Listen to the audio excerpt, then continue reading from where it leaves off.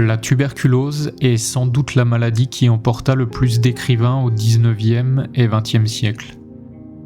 En s'attaquant aux poumons, ce n'est pas seulement la respiration de l'être qu'elle mortifie, mais aussi celle de l'écriture, celle du rythme, celle d'une prosodie.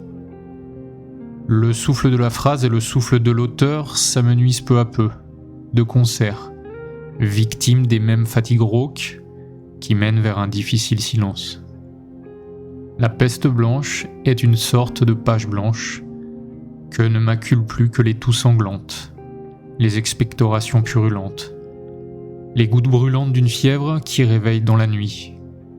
On voudrait y lire des guérisons, mais on n'y déchiffre rien de plus qu'un sursis.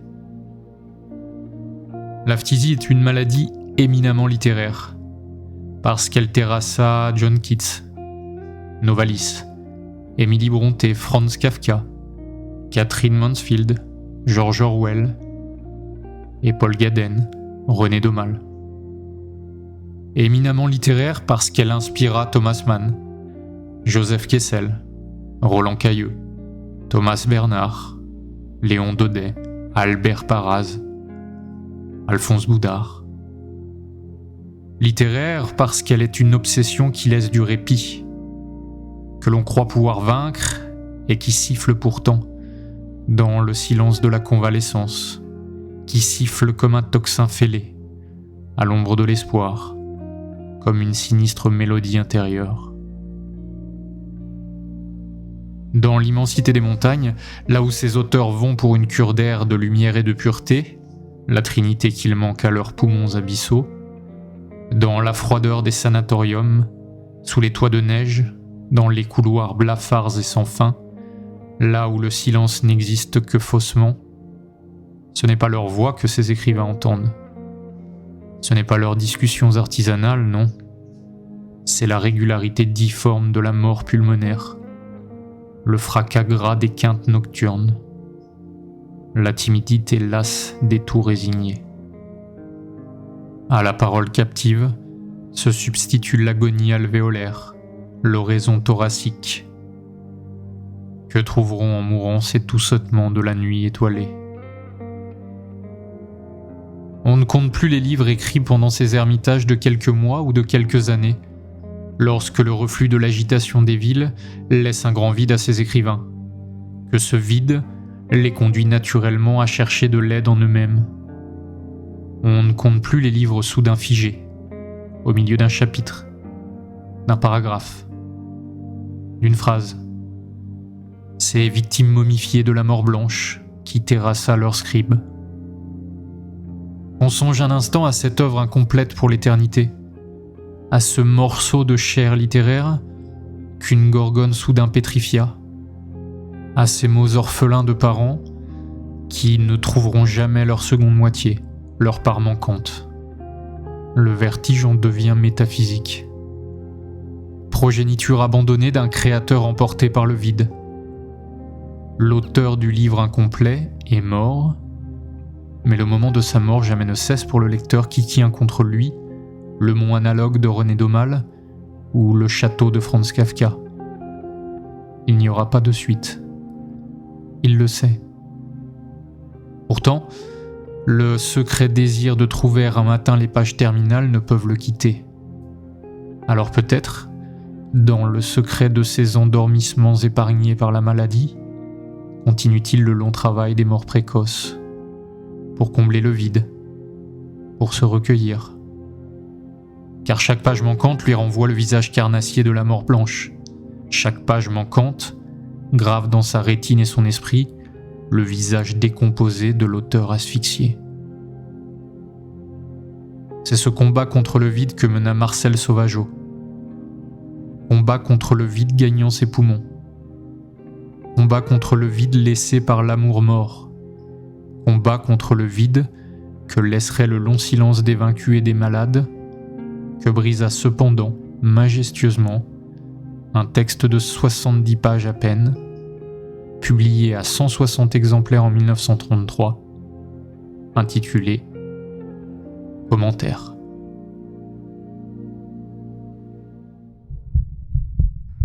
Oublieuse postérité. Épisode 18. La mort blanche. Littérature de sanatorium. Marcelle Sauvageot est née en 1900 à Charleville, comme Arthur Rimbaud. Elle ne semble pas avoir la vocation d'auteur, mais elle devient professeure de lettres, rencontre pendant ses études René Crevel, un autre tuberculeux dramatique, et Jean Mouton, à qui l'on doit la publication de commentaires. C'est bien avant d'écrire que Marcelle Sauvageot tombe malade. Ce n'est cependant pas avant d'aimer. Car dans toute son immédiateté, commentaires, renommé Laissez-moi pour les rééditions les plus récentes, empruntant là assez justement, mais pas parfaitement, une phrase répétée du livre, semble avant tout être la réponse d'une femme éconduite à une lettre de rupture, même si nous élargirons le combat de l'âme amoureuse au combat du corps malade. Dans cette lettre de l'être aimé, nous ne saurons rien ou presque, excepté une phrase laconique, dévastatrice et suffisante. Je me marie. Notre amitié demeure. Ces 6 mots portent en eux tout le commentaire qu'en fera Marcelle Sauvageot, qui, sans la moindre empreinte analytique, répondra de manière tout simplement magistrale. À cette opposition entre amour et amitié, ou plutôt à cette transmutation de l'amour écarlate en amitié pâle, à ce congé annoncé et à ce nouveau statut des sentiments réclamés, sinon affirmés, à cette arrogance égoïste des 3 premiers mots et à cette consolation à 2 des 3 derniers, à ce pivot brutal du temps passé et du temps à venir, à cette expansion de l'homme et à cette réification de la femme. À toutes ces dichotomies, l'auteur apportera un commentaire à la fois limpide, d'une extrême intelligence, équitablement divisé entre émotion et cérébralité, et implacable, malgré toute la fragilité de l'âme éconduite, et conduite durement, sans qu'elle n'en prévît rien, quittée sans doute en raison de sa maladie sans fin et de ses ermitages sanitaires. Le texte s'ouvre sur les rails qui l'emmènent au sanatorium de Hauteville, en novembre 1929. Une pleurésie vient d'envenimer son mal, aussi il faut aller chercher sans perdre une seconde les abîmes du ciel. Il faut aller chercher la pureté du temps. Le couple doit donc encore une fois se séparer. Il faut alors que chacun renonce à ses faiblesses humaines pour transcender ses qualités, et ainsi résister aux outrages de la distance et du vide. Charles Dubos, dans sa préface, résume brillamment ce pas démesuré et nécessaire à la survie du couple que la maladie éloigne. Je cite : « À un bien portant, pour comprendre un malade, il faut du génie. Comme à un malade, pour toujours être doux avec les bien portants, il faut presque de la sainteté. » La distance entre Paris et Hauteville dans l'Ain ne sert qu'à creuser la fosse de l'amour.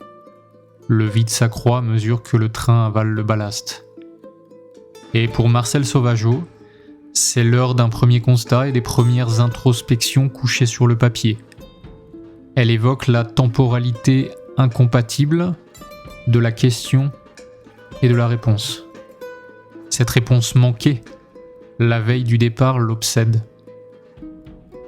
Elle évoque la temporalité incompatible de l'homme et de la femme, celle d'un certain pragmatisme de l'homme et celle de l'émotion qui assèche la bouche, scelle la langue et laisse au mutisme le soin de dire « je t'aime », ce que son compagnon n'est pas capable d'entendre.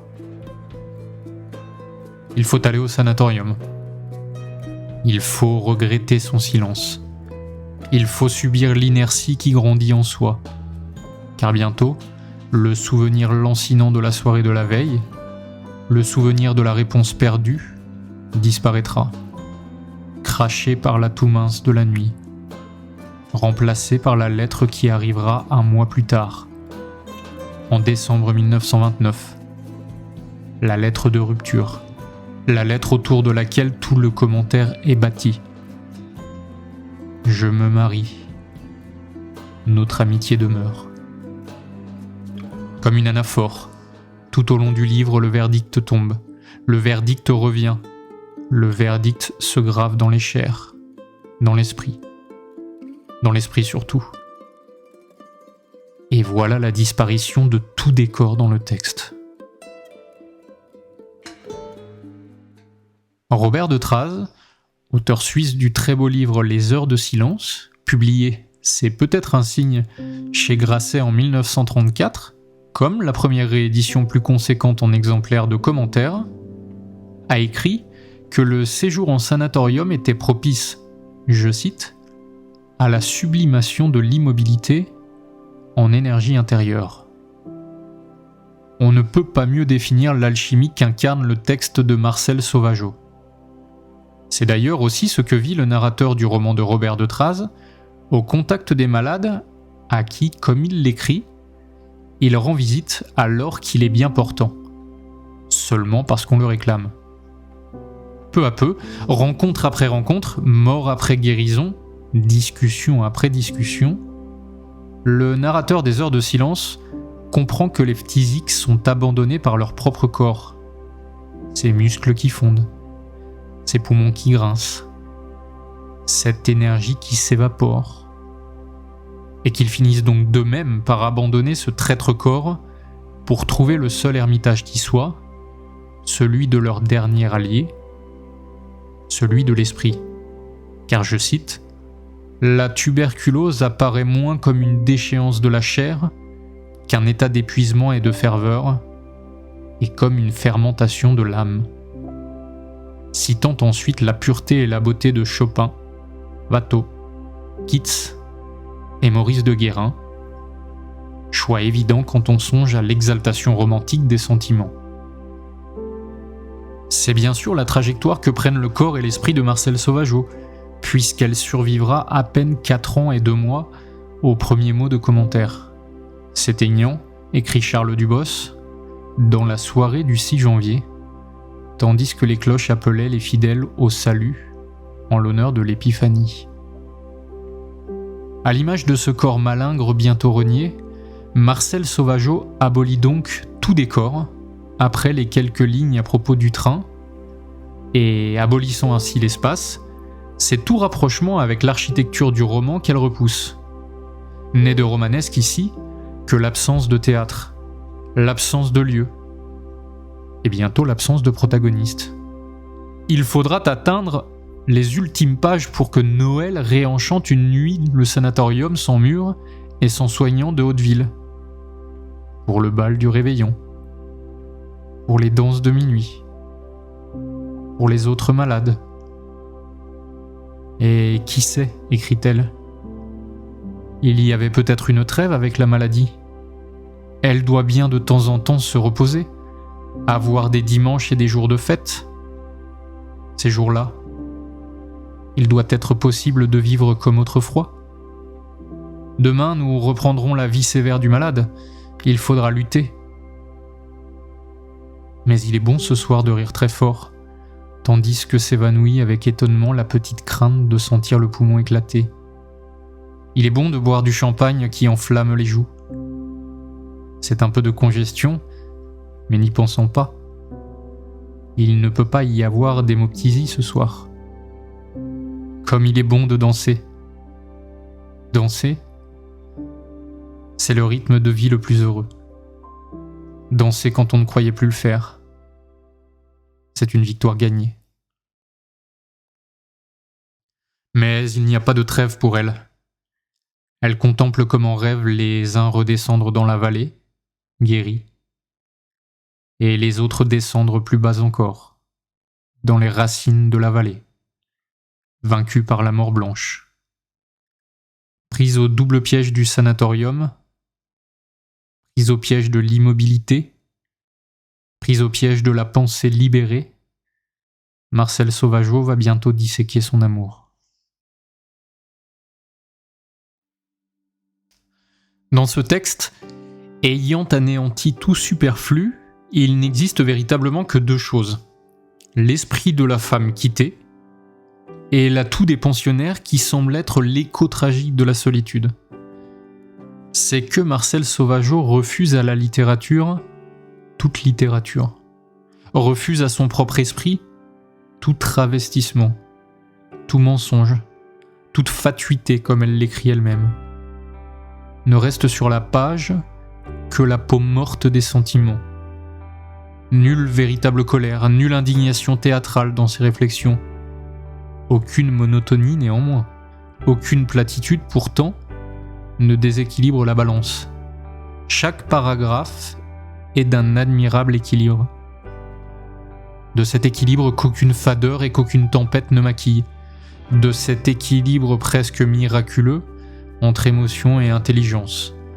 Entre le refus total de la soumission à autrui et le semblable refus de notre propre orgueil. Quelque part là où exprimer sa pensée devient une lente vague qui noie et abreuve à la fois. À l'intérieur d'elle-même, tout est mouvement, agilité et précision, alors que dans le monde des vivants, Marcel Sauvageot est une recluse immobile, une malade à parquet avec d'autres gens de son espèce. Bientôt, une oubliée. Nous pourrions résumer son écriture à une expression toute simple. Expression depuis bien longtemps dévoyée. Expression vidée de sa substance tant elle fut utilisée pour évoquer des styles plats, neutres, antilittéraires, des styles nés avec l'autofiction et les années 60, des styles fainéants et sans âme. Bref, cette expression qui est la suivante. La justesse du ton. Commentaire de Marcel Sauvageot incarne la justesse du ton. Rien n'est faux, rien n'est simplifié, rien n'est artificiellement compliqué, rien n'est économisé, ni n'est surenchéri. Comme le note déjà Henri Rambaud en 1934 dans la Revue universelle, reprenant André Gide, tout le texte est un art de la litote, de façon à exprimer le plus en disant le moins. Je n'ai d'ailleurs rarement lu une telle unanimité dans les recensions de presse à l'époque de la publication de l'ouvrage. Sur les dizaines que j'ai compilées, pas une n'évoque négativement l'ouvrage de Marcel Sauvageot, sauf une, d'André Billy, qui fleure bon la jalousie. Toutes les autres sont au minimum enthousiastes, et la plupart sont conquises. À un tel degré de précision, seuls les oxymores peuvent rendre compte de l'œuvre. Héroïsme calme, justesse révoltée, meurtrissure digne, bravoure solitaire. Chez les critiques, ce sont aussi les énumérations et les superlatifs qui dominent, comme chez Paul Claudel. Je cite : « Si amer, si pur, si noble, si lucide, si élégant et d'une tenue si haute, dans son allure désolée et déchirée. » René Laloux évoque l'acuité des analyses, la fermeté d'un style qui rappelle nos grands psychologues classiques, la farouche pudeur d'une âme qui s'ouvre sans s'abandonner, en font un témoignage unique. Jamais un être n'a été plus lucidement présent dans toutes les phases de sa détresse. Jean-Pierre Maxence, lui, écrit « L'art de Marcel Sauvageot est au contraire rigoureux, conscient, volontaire. Elle n'exprime que le meilleur. Elle choisit entre ses pensées. Elle cherche patiemment la formule qui traduira avec vérité son impression, si fugace soit-elle. Aussi, ce petit livre d'amateur présente-t-il quelques-unes des plus belles pages que nous ayons lues depuis longtemps. » Edmond Jaloux n'est pas en reste, et il écrit « Il y avait chez mademoiselle Marcel Sauvageot une extraordinaire lucidité, le refus absolu de se laisser aller à la sentimentalité, à la complaisance, à la facilité, à la niaiserie. Elle a cette sorte de dureté sans méchanceté qui est celle des êtres forts et transparents, la dureté du cristal. Elle crée autour des mots qu'elle prononce ce climat à la fois impitoyable et serein, qui est celui des intelligences sans illusion, climat que l'on ne peut goûter soi-même si l'on aime la duperie, mais qui est le plus beau que l'on puisse sentir quand on a découvert à la fois les lois du monde et les suprêmes réserves de l'individu. Il n'est d'ailleurs pas difficile de déchiffrer par-delà les mots l'état d'esprit du critique. C'est une sorte de mutisme admiratif, une sorte d'ébahissement serein, comme un profond et très estimable respect. Les articles sont d'ailleurs courts pour la plupart. C'est qu'en disant peu, on dit tout. C'est surtout qu'aucune critique n'apportera jamais plus que le texte lui-même, sans sombrer, ainsi que je le fais en partie, dans la périphrase ou la répétition.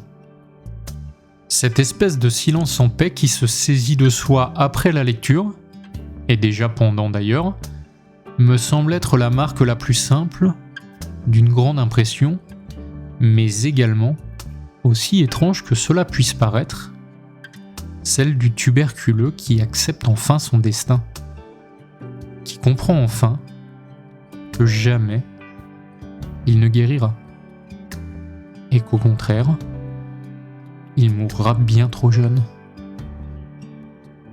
À la lecture des commentaires amoureux de Marcel Sauvageau, nous touchons aussi à la lecture de son cœur de malade. Son cœur de malade que l'acceptation regonfle. À cette âme que Jeanne Galzi, dans son roman Les Allongés, paru en 1923, qui traite de son séjour dans un sanatorium à Berck pour soigner sa maladie de Pott, qui est la tuberculose osseuse, décrit comme une désolation féerique. À cette âme, dont Robert de Traz, dans l'avant-dernier chapitre du roman Les Heures Silencieuses, fait comprendre à un malade, surnommé A, peut-être comme âme justement, qu'il n'est pas vain sur cette terre.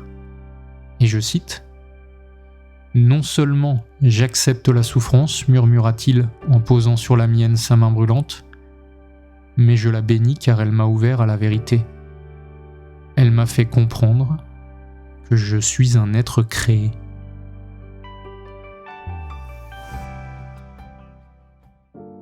Et ainsi Marcel Sauvageau reprend à son compte ce diagnostic posé par Robert de Traz avant même qu'il ne l'ait publié, écrivant au seuil d'une douleur intolérable de l'esprit et du corps, créant à son tour une autre sorte d'être. Oui, un fantôme essaime les pages qui n'est ni l'atout ni l'âme meurtrie de Marcel Sauvageau. Ce fantôme, c'est tantôt vous, tantôt tu, tantôt bébé, tantôt les hommes. Je me marie, notre amitié demeure. Dans la détresse, nous aurions pu nous attendre à un commentaire en forme de règlement de compte, à une basse ou haute vengeance. Mais il n'en est rien, ou plutôt, il est tout cela à la fois, mais encore une fois, sous l'étoffe de la dignité. Marcel Sauvageau décortiquera les apparences grossières, les concessions faites à l'autre pour son plaisir, les soumissions passagères et bienveillantes, les non-dits et les mensonges, et les réactions imparfaites et les habitudes lassantes, les promesses et les oublis. Marcel Sauvageau fera le tour complet de l'amour, devenu soudain, je cite, une tumeur enveloppée d'ouate, et s'attardera sur la proposition de son ancien compagnon, cette amitié de consolation, je cite, cette sœur plus noble de l'amour, que l'on offre en essayant de montrer que c'est bien mieux que cet amour qu'on donnait avant, qu'on donne à une autre maintenant.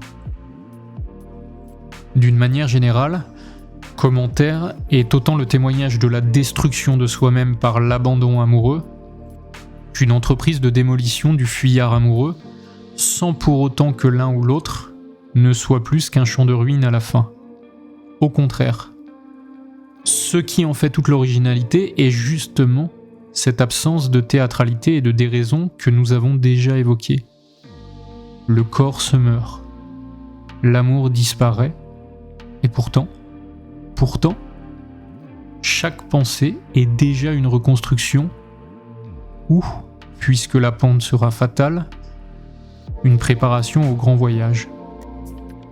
L'acuité des réflexions emporte ainsi toute l'adhésion du lecteur, et ces réflexions sont légion, comme lorsque Marcel Sauvageot évoque symboliquement la naissance du premier enfant de l'amour, le troisième membre du couple, qui n'est ni de chair et de pleurs, mais d'imagination et de sensibilité, un être créé de plus, comme l'écrivait Robert de Traz. Et ce qui me fait souffrir, écrit Marcel Sauvageot, ce n'est pas tant la mort d'un amour que celle d'un être vraiment vivant que nous avions créé l'un et l'autre, que peut-être moi j'avais créé seul.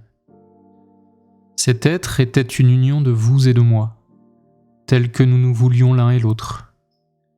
C'était vous comme j'avais besoin que vous fussiez, non pas un admirateur de ma personne comme vous avez prétendu, mais un homme qui m'aimait, qui, à cause de cet amour, trouvait de l'intérêt à tout ce qui venait de moi. Devant lui, je pouvais avoir tous mes défauts et toutes mes qualités. Je pouvais me laisser aller au désordre. Ce désordre lyrique et inattendu, où tous les instincts se livrent en paroles et en cris, pour ensuite permettre aux sûres directions de l'âme de retrouver la route et de continuer. Puis il y avait, dans cet être créé, la femme mystérieuse que j'étais pour vous. Il fallait que je ne sache pas ce que j'étais pour vous, comme il fallait que vous ne sachiez pas ce que vous étiez pour moi. Le charme entre nous devait durer aussi longtemps que nous garderions l'inquiétude créée par l'ignorance que nous avions de notre image chez l'autre. Qui a rompu ce charme ? Nous avons cru pouvoir fixer l'image que l'autre avait de nous, et nous avons fixé la sienne en nous. Est-ce là ce qui les a séparés ? Bientôt bébé disparaît complètement. Mais ce n'est pas tant un reniement de l'autre, de l'être aimé, qu'un repli sur soi et une tentative de se définir soi-même, à l'instant d'une première petite mort, qui, Marcel Sauvageot le pressentira très tôt, n'est qu'une répétition 3 années en avance des premiers jours de janvier 1934, dont la peste blanche sortira vainqueur. En effet, la valeur testamentaire de ce texte n'est pas à nier. Il faut comprendre qu'il semble n'avoir tout d'abord pas été écrit pour une possible publication. Commentaire du sentiment amoureux, page de journal intime, lettre qui ne trouvera jamais son destinataire. Les dénominations possibles sont nombreuses, chaque critique de l'époque ayant apporté sa propre appellation, et toutes sont justes, puisque le caractère exceptionnel de ce petit livre le fait irrémédiablement tendre vers l'universalité. C'est a priori lorsque Marcel Sauvageot comprit qu'elle ne pourrait réchapper à la maladie qu'elle autorisa un ami à tenter des démarches éditoriales. Heureuse décision. Et l'on comprend mieux cette très fine impression de désespoir serein que nous laisse la lecture malgré la dignité de l'auteur. Loin d'être une capitulation de la raison et des sentiments, le texte n'en reste pas moins crépusculaire par l'aspect si pénétrant des réflexions. De la prison des hautes montagnes, de la prison de l'amour, elle sera changée.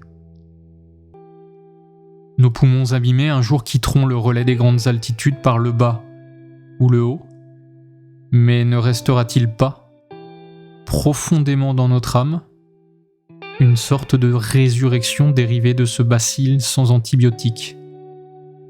Une sorte de résurrection qui aurait infusé loin en nous, dans nos cachots psychiques. Résurrection intellectuelle pour Hans Karstorp dans La montagne magique de Thomas Mann. Résurrection métaphysique pour Simon Delambre dans Siloé de Paul Gaden. Morale pour Simon Etellier dans Les Captifs de Joseph Kessel. Quant à Marcel Sauvageau, elle semble répondre à la totalité du défi amoureux et amical en 70 pages. Aussi, que pourrait-on écrire d'autre après avoir résolu pour soi l'un des plus grands mystères de l'existence ? Nous avons tant de possibilités intérieures, ignorées de nous-mêmes, et qu'un choc violent peut amener au jour. Quand nous nous croyons bien portants ou satisfaits, nous vivons en surface. Et beaucoup de gens mourront sans se douter de ce qu'ils recèlent. Ne pensez-vous pas que nous naissons tous, en quelque sorte, virtuels ? En nous frappant, et parfois en brisant notre personnalité, la souffrance nous accomplit et nous achève. Ce n'est que par elle que nous pouvons devenir ce que nous sommes.